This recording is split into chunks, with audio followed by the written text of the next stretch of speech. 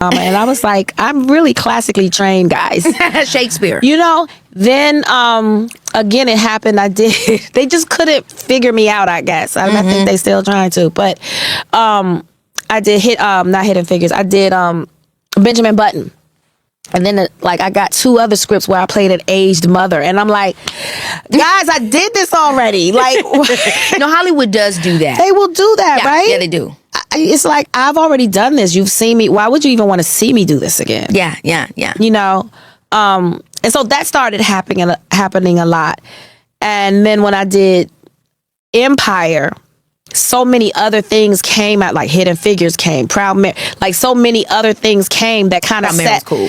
Yeah, that kind of got them away from trying to pigeonhole me. You know what I mean? And I had to fight for that. It was turning down a lot of things and just knowing, when you're trained in theater, you know what a script should look like. By page 10, if I'm not feeling something, 9 times out of 10, it's not a good script. Mm-hmm. You know what I mean? So because I've studied literature, I know what a good script. Now, I can't control the director or the direction, but I do what I do with the script, as the actor, and the rest is up to what y'all do in the editing room. I have no control over that. Yeah.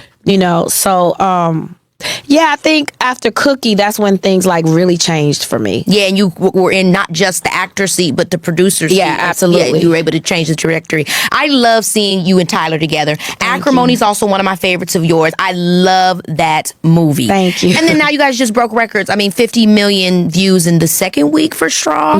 So congratulations on that. Thank you. But my real thing with the movie is when I'm watching it was this is really a message of where we are also in the world right now. Mm-hmm. Whether you're a mother, whether you have a sick child, wherever you are, we all are at that last straw. Yeah. And we thought the last straw was, the convenience store. We kept thinking it's no, the last straw started at the top.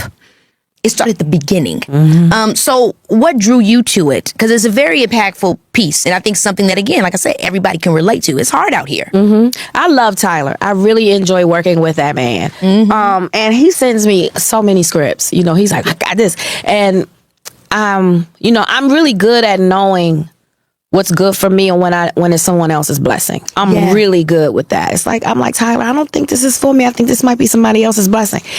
Then he doesn't stop, though. That makes him go back to the drawing board. He came back and he was like, I think I got one. And I read it.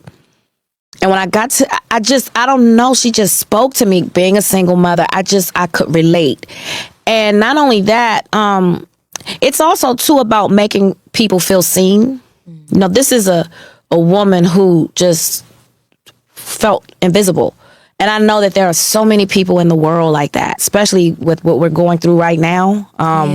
There's so many that is happening to someone right now, losing everything, getting put out of, their comforts of their home and their last check. And so I don't know. I just when I read it, I was like, I could see myself in it. And I just felt for her, and I just wanted to breathe life into her. And I called him, and I was like, yeah, this is it, Tyler, you got it. Oh, my gosh, I love that. There's this narrative where they always say, films like this are risk, but then they blow up. And I feel like this happens a lot with Tyler. So I'm curious what you think. What keeps that myth alive when we actually have direct examples that people want to see this work? Tyler knows his audience, clearly. Everything he drops is a number one. But that is because he has worked his ass off to garner this incredible fan base. Yeah. And it started on theater. And they just followed him from the stage onto the big screen. Yeah. Yeah, I do think it's so important. I always use Tyler as a reference. For me, it wasn't necessarily theater, but with my social media and my immediate to audience engagement, it changed my career. And it gave me a direct way to know what they wanted from me. They knew then what they could ask for from me. And I think, the more that people lean into their audience, the proof is in that pudding. So he's a great example of that. We talked about you moving with $700 in your pocket with Marcel on your hip to pursue your dreams. And in your memoir, Around the Way Girl, you said, I never saw my baby as a roadblock to my goals. I simply started planning and dreaming about my ways I would get what I wanted out of life while I had a baby on my hip. Having my son gave me laser sharp focus. And I feel similarly. Yeah. So how did having your son really clarify your purpose and fuel your ambition? I didn't have time to waste. I was 26 when I had Marcel and I moved to LA. And I would often hear, oh, girl, you got to go out because that's where the networking happens. And I'm like, Explain how networking is happening in a club when everybody's drunk. What are we talking about? I mean, it's crazy because that really is a tool for some people that works, but I've always never been able to really get to it. I'm about that business. Yeah, I just can do the work. Yeah, I'm not chasing dreams in no club where people are drunk, reading wrong signals, mixed signal. I'm not doing that. I never was that girl. So, I couldn't go out. I couldn't party. So I had to focus. I had to focus on how to get to this money because I want a better life for my son, And so it made me more business oriented. I didn't have time to play around. What piece of advice would you give to people like myself that are in their career, striving, working at things, but yes, have their child, single moms that are working for their dreams? What's a piece of advice you would give to any of us about how to continue to move forward and not have that guilt of working for something for yourself? Well, you must make your dreams come true, because if you don't, then what are you teaching your kid? I always consider myself a mother first. I will tell you one thing being a mother did to me, and I know that's why I understand my instrument so well. Because when I would come home from work or from the outside dealing with Hollywood, when I crossed that threshold, it became about my son. He don't understand Hollywood. He don't understand the process of auditioning or getting. I have a science fair project due tomorrow. I am hungry. I have the chicken pox. You know what I mean? I have basketball. So I've learned to turn it. I have a switch, literally, I can turn on and off. And being a mother allowed me to do that. Because again, when I got home, it was all about him. It had nothing to do with the outside world. So I'm really good at turning that switch on and off. Literally, I could be in the scene. Jesus, cut. So, girl, last night when I was at the club, literally, I can do that. That's an important shift, though, because a lot of people don't know when you're in our industry where life imitates our art, and when everything feels so conflated into one thing, people sometimes don't know themselves outside of a set. Yeah. So to have that differentiation is definitely crucial. Baby, when they yell, it's a cut or that's a wrap, that thing stays right there. Yeah. And I go back into being me. Don't call me the character. I do this every time somebody calls me Cookie or Yvette. It's like, not my name. Oh my God. Come on, that's not my name. That used to be a jam, that song. Oh my gosh. Do you think there was a moment where your son because based off what you're telling me, it seemed like he always just was like, that's mommy. Was there a moment where he was like, oh, my mom is Taraji P. Henson, like where he was like, oh, people see you? Yeah, he grew with me. So it was so sweet because I would always talk to, that's my best friend. That's my little person. And we would always talk, and he knew because he grew up around it. He always knew. And I would always say to him, and he would be very conscious of people coming up to me in public, but he always would hear me. I would tell him, I would be like, I don't want to just be a black actress. I love my people, I love us, but I want my art to affect all kinds of people, And so I remember once, I forget which project I'd done or whatever, but we were out and some non-black people came over and said they loved my work and they knew who I was, and he was sitting like this, and when they walked away, he was like, Mom, they weren't black. So those babies, they are paying attention, they are listening, and they care. Like, they really want what you want for what you. you want. Exactly. Oh, it's so sweet. Yeah. The other day I was sad, but I wasn't vocal about it, but I felt sad. And Leo comes up to me as my son's name and he says, strong mama. I was like, he knows. It touched me so deep. He said, strong mama. And I was like, yeah. My baby sees. He deserves to see, like you said, me chasing my dreams, me happy, me fulfilling myself, because he knows I'm a strong mama. Yeah, and don't hide it from him. Share that with him. Yeah, share that with him. It's such a blessing. Now, an armchair expert, you said, I come with a lot. I really related to this. I mean, I relate to so much that you say. I come with a lot. If you weren't dating me, you wouldn't be looked at under a microscope, which is a very honest insight for anybody dating anyone in our business. Yeah. How has that, saying that or getting that out at the first stage, helped in your relationships? Or give them an inside look at what's to come. I just don't want to surprise anyone. Because first it's infatuation. You know what I mean? They like what they see. They probably have fallen in love or fallen in like with a character that you've portrayed. So I got to get through all of that first. No, I'm not Cookie. I'm not none of them. I'm me. Yeah. And it's so weird, the characters that they desire, because somebody was like Akila. I'm like, now that's weird. We're grown. Right. Like, you're like, this is the childhood fantasy. Right. Like, what's going on? Right. Girl. So, so it's just getting through all of that. And can they handle it? No. Right. And that's why I'm single. Okay. Baby, this is Keke Palmer, yeah. Remember when Paris and Nicole had to learn about the simple life? Well, I just found its perfect opposite in Rich Girl Summer, the new Audible original that had me canceling all my plans just to keep listening. Here's the tea. Valerie, this down on her luck event planner, finds herself pretending to be a socialite's long-lost daughter up in Toronto's fancy cottage country. But baby, between uncovering family secrets and falling for the impossibly handsome family assistant Nico, she's about to learn that some summers change everything.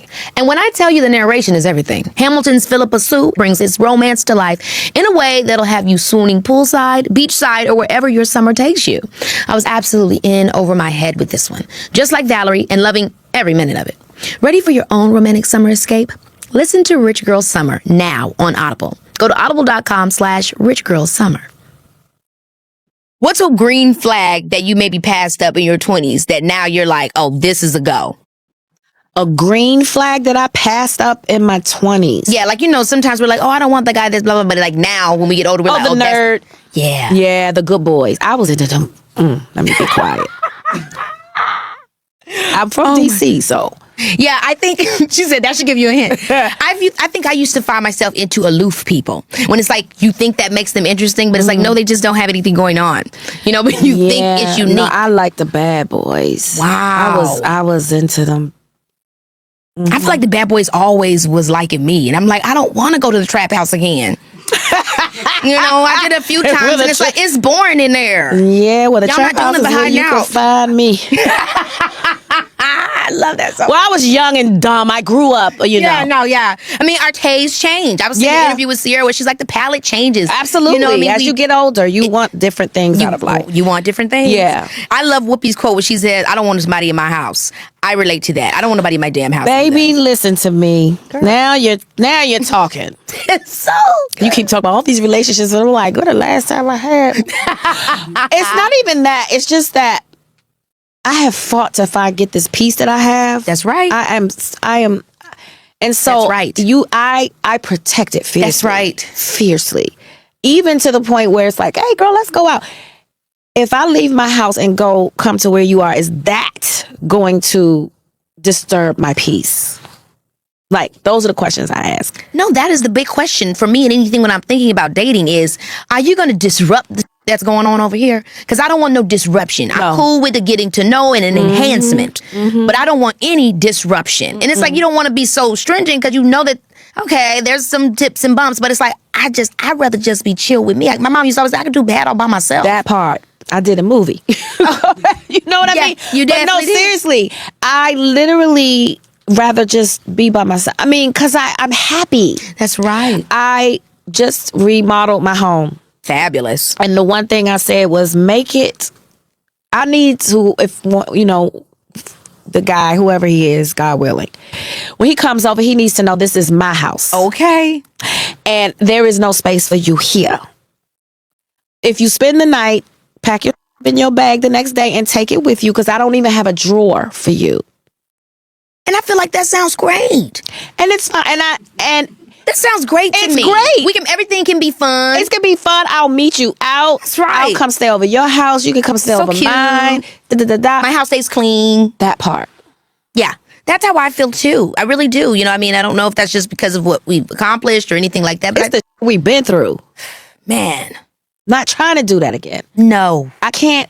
And once I realized through therapy that I had my energy was I would trauma bond. Yeah. Not even with like lovers, but like with friends. Yeah.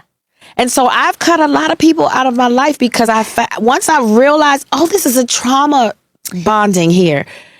Girl, it's Get so rid of great it. what you said about the friends because we do focus so much on the relationship Yep. stuff where it's like the friendships sometimes you realize are facades as well. It's like, Absolutely. oh, babe, I thought that I was being friends with you, but really you're just mirroring me. I'm talking to my damn self. You're Right. an echo chamber. Right. This is what I'm talking. I'm in an Yeah. echo chamber because you're not actually reflecting anything back but me to me. Yep. So how am I getting fulfilled? Oh, I'm not getting fulfilled. This whole time I was being extracted from and drained. Yes. It's so crazy how we only often think about it in relationships. Yep. But no, it can be in friendships as well. Yeah. And then you end up finding out that it's like, actually, I do prefer my own company. Let me go to this Michelin star restaurant and have an experience real quick. By myself. You know, it's interesting. It really is. Yeah. But I do think that when we have these realizations that maybe, yeah, it does open up a door for something more authentic, you know, to find us. For sure. I think so. Yeah. Now, what inspired your talk show? Peace of Mind. The urgency to get our community to talk about mental wealth. It was like, you know, I felt like the foundation was doing a great job, but on a larger scale, and the people that we wanted to connect with and affect, it just wasn't enough. And so I felt like a talk show needed to happen. Yeah. Yeah. And put a face to it that we all know and love. And get some other faces in here that people are familiar with to be like, now, if they're struggling, okay, it's okay to say I'm struggling, you know? Yeah. I do want to just quickly touch on the documentary Number One on the Call Sheet because it was incredible. But one thing that a lot of my friends and everybody was talking to me about and asking me about was why it seemed like the guys were having a different experience than the women were having. And less than focusing on that, I want to ask you, what do you think the answer to those things are? Because it is. Their experience is different. They get paid more than us. Let's just start there. They get paid more than us. They have more opportunities. Usually, you know, things have changed, but as far as consistency in the workflow, you know, men just get the opportunities to be the stars of the movies, and then what are we? The cute wife, the girlfriend, but now you have women like myself and Keke taking control and producing and doing our own So that's things. what I was going to say. Yeah. Is I think that is our, because honestly, I We have don't to know change. how to make anybody else change something, but I No. know what I can do for me. myself. Yeah, I mean, 'cause exactly. TPH, I put it on every morning. These I legs are love you. shining because of your hair care. Yeah, You know, so thank it's you. like, and by the way, it was so crazy when I was thinking about the hair care. I didn't even know you was doing hair when you was at Howard, Yeah. making money in the dorm room. That was so it's a full circle thing there. Anyhow, I wanted to bring that up because I do think as in our industry, a lot of times we've been put in this position where we just got focused on getting this job and Yeah. focused on getting this role. And it's like, it gets to a certain point where it's like, let me be a brand in a business. Yeah. Because I can't depend on this one source for income. So yeah, let me have the hair company. Let me have this other job. Let me be the content creator. Let me diversify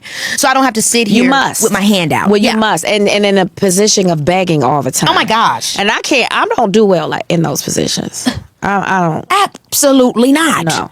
We're Virgos. We Absolutely. don't do that. So, But it's like, you know, when I see it, I wanted people to know this, like, yeah, while these challenges are very real and true, get in the driver's seat and buckle up. that part.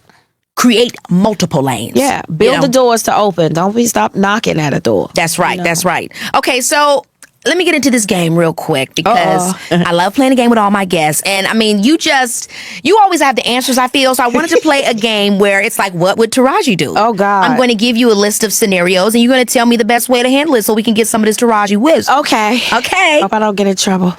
How to recover from texting your ex. How to recover. So bad when it happens. Change the number. New line, who this? Period. Okay, the key to a good thirst trap. The key to a good is it a picture or just in general? Well, it could be a picture, it could be a video. Anywhere where you're trying to make sure the eyes are on the assets. Well, you have to show the assets. But leave something to the imagination. Okay. Yeah, just I a love tease. that. Show but tease. Keep it Tease, cute. yeah. Okay. Go-to bag essentials. What do you always have in your bag? A lip therapy. Because we don't want to be cracked and dry. A lip therapy, a lotion, and some Kleenex for sure. Keeping the nose clean. Yeah, and I have a runny eye as well. Me too. I do too, and it's like I didn't have a drop shadow when I came in here. Right. It was just a clean liner. Now I got smoky eye. Right. That's crazy. Right. You know what I mean? I'm the same way, girl. Yes. Okay. How to make the first move without making the first move. I feel like you would be great at this. How to make the first move without making the first move? flirt and then make them feel like they did it all themselves. I was waiting for you to come over here. After you done show thigh, leg, and wink. Did everything. Yeah. I love that. I think that's like a really cool thing that I also seen with my mom. Does that a lot with my dad. Hopefully you don't listen to the podcast and find out the secrets. But she always does some stuff like that, and it makes it seem like it's my dad's idea. Exactly. It's like, Larry, you didn't come up with that. That's right. He just told you that. How to deal with a friend who loves to tell your business. Are we cussing that out? She might come up missing. Literally, because why would you tell my business? Girl. Who does that? Okay, things I learned at 50 that I wish I learned at 30. To not give a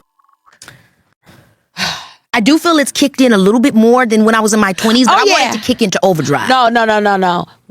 I figured it out. Listen to this. This is real that I'm spitting here. I figured it out. God gives you enough to give until you get to 50. And when you get to 50, you've run out. Any people in here 50? And it's so happy. I'm the oldest in this room. Thank you. Do you give a about anything? No, she don't. I don't I know her for a long time. She don't care about nothing. I really don't care. No, you know, in your 40s, you'll say it, but you still kind of care. When you get 50, I don't give a. Oh my God. I mean, I really don't. That feels I like don't lose bliss. no sleep. No is my favorite word. How do we get engaged with it sooner? You just have to, it comes with time. It comes with time. I feel it in the reach, but it's just a little bit away, but you know. Yeah, it comes with time. We'll keep working on it. Because at 50, you realize you're closer to the end than you are the beginning. Yeah. So I can't worry about what other people, I don't have that kind of time anymore. Oof. Sounds blissful. It's very blissful. Last one. The best response to a you up text. Are we getting that freak on? It depends on if I want to. Okay. Yeah. Okay, so if you want to, what's the reply? And if you don't want to, I guess no reply? If I want to, why aren't you here yet?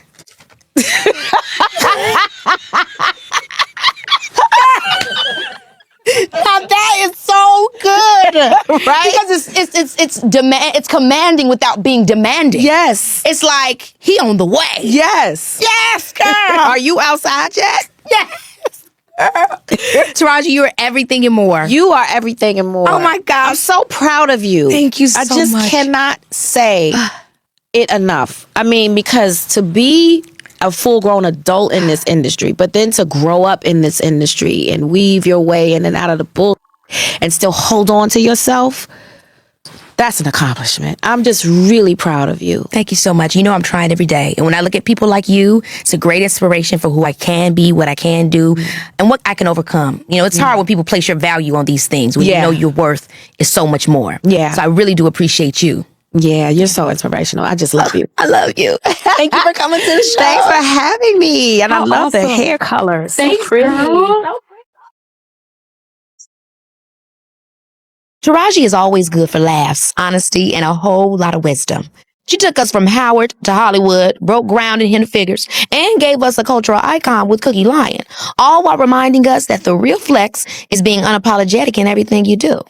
And now that she's in her 50s, she truly does not care what anybody thinks. She's proof that protecting your peace isn't selfish, it's necessary. You can take up space and still keep it cute while doing it. I know that's right. Until next time, baby, this is Keke Palmer. Baby, this is Keke. Baby, this is Keke Palmer, yeah.